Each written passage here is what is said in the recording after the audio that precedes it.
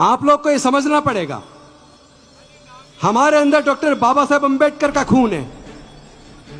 हम उन्हीं के वंशज हैं जिन 500 महारों ने अब से 200 साल पहले पेशवाओं की 28,000 की सेना को केवल 500 नौजवानों ने निस्तानाबूद कर दिया। अपने खून को पहचानिए, अपनी काबिलियत को पहचानिए। कितनी भी बड़ी सेना क्यों ना हो, जो डिसिप्लिन्ड नहीं होती वो कभी जंग जीत नहीं सकती। ऐसे नेताओं को पहचानना है जिनकी आंखों के सामने, जिनके रहते हुए देश के सारे संसाधन बेचे जा रहे हैं, हमारा आरक्षण खत्म किया जा रहा है। ऐसे नेताओं को पहचानना होगा।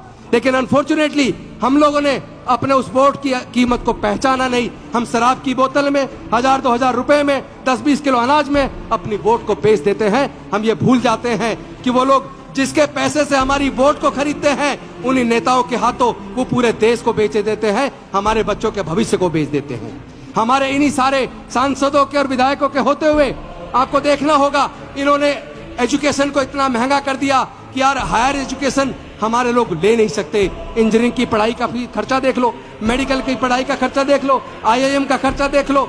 कई लाख, 10-10, 12-12 लाख रुपए आपको अपने बच्चे को इंजीनियर बनाने के लिए, डॉक्टर बनाने के लिए, IIM कराने के लिए तो खैर 40 लाख से भी ज्यादा चाहिए। तो सरकारों ने ये जो सरकारी संस्थान बनाए हैं, सरकारी पैसे से बनाए हैं, तो क्या केवल पूंजीपतियों के बच्चों के लिए बनाए हैं?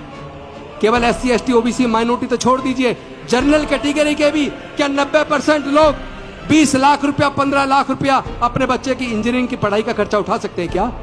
सरकारें जानबूझकर पढ़ाई को महंगा कर रही हैं, क्योंकि हजारों साल तक तो वैसे नहीं पढ़ने दिया। और जैसे पढ़ने का रास्ता डॉक्टर बाबा साहब ने खोला, हमारे लोग जज, engineer, doctor, scientist, collector, professor बनने लगे। उनके पेट में दर्द हो गया, उनके पेट में दर्द हो गया।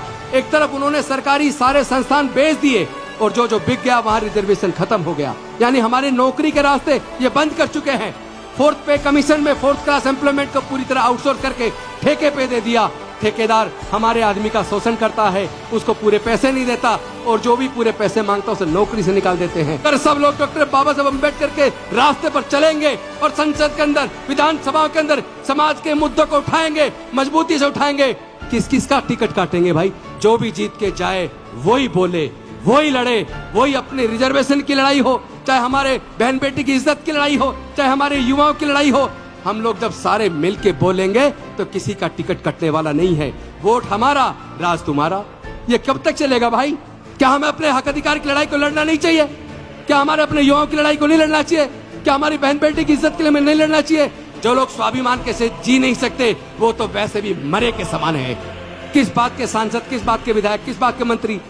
अरे मैंने मंत्री की कुर्सी त्यागी, लोगों ने कहा क्यों त्यागी? मैं कहना चाहता हूं कि अगर डॉक्टर बाबा साहब अम्बेडकर के बताए रास्ते पर चलने के लिए, अपने समाज के हक अधिकार की लड़ाई को लड़ने के लिए मेरे पास अगर 2 विकल्प थे, एक मंत्री बने रहो और दूसरा अपने समाज की हक अधिकार की लड़ाई को डॉक्टर बाबा साहब अम्बेडकर के रास्ते पर चल के आगे बढ़ो, तो मैंने कहा मैं डॉक्टर बाबा साहब अम्बेडकर के रास्ते पर चल के आगे बढ़ूंगा। मुझे मंत्री कुर्सी नहीं चाहिए।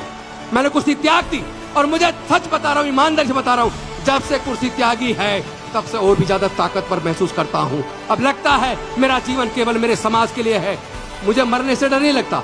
और एक और बात, जो सच्चा अम्बेडकरवादी है उसे कोई खरीद नहीं सकता, उसे कोई डरा भी नहीं सकता और वो मरने से नहीं डरता। के सांसद, विधायक संसद और विधानसभा के अंदर आपकी लड़ाई को लड़ते हैं, बोलते हैं, उनका हौसला बढ़ाइए और जो गूंगे बहरे बन के बैठ जाते हैं उनको हराने का भी संकल्प कर लीजिए।